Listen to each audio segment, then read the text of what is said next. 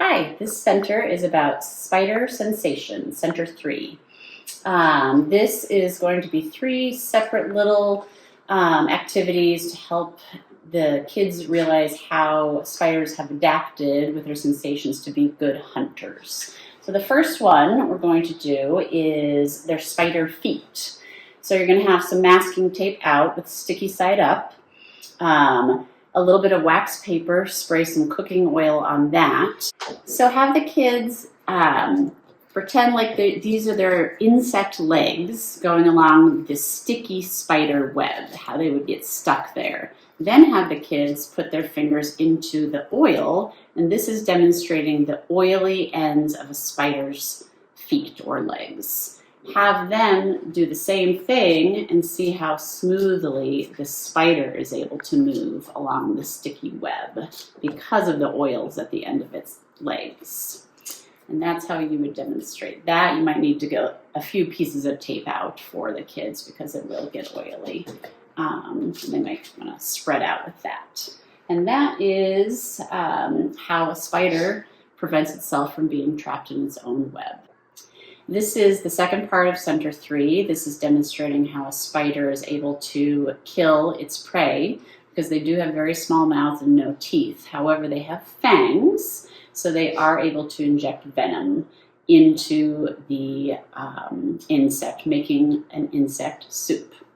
So this is demonstrating you want to have a cup of water and then another clear cup with a couple sugar cubes in it. So you can have the kids grab a little bit of water, which signifies the venom. Then this is the fangs, putting it into the insect's body. The cup itself is the exoskeleton of the insect, and this sugar cubes signify the insides of their body, which is what the spider is trying to get to eat. This shows the insides of the insect's body being dissolved by the venom, which the spider can then suck up with its fangs. So the third part of Center 3 Spider Sensations activity is a game, which you can spend a little more time on. The other 2 activities are a little short. So you'll have one child blindfolded. They are the spider. They're going to sit near the center block. You can do it spread out on the floor or on a desk, either one. Then you need 5 kids, 1 kid on each yarn string, pulled out, so pulled taut. They'll be spread out.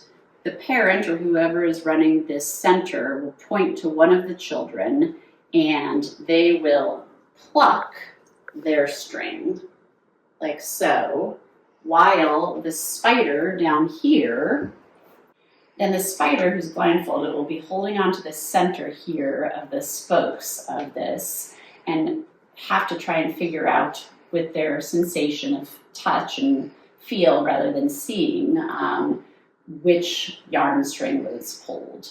At that point, they can go to the end of that string that they think the insect is on, and if they get it correct, then they get to hold on to the end of the yarn, the game is over, and that child then gets a chance to be the spider.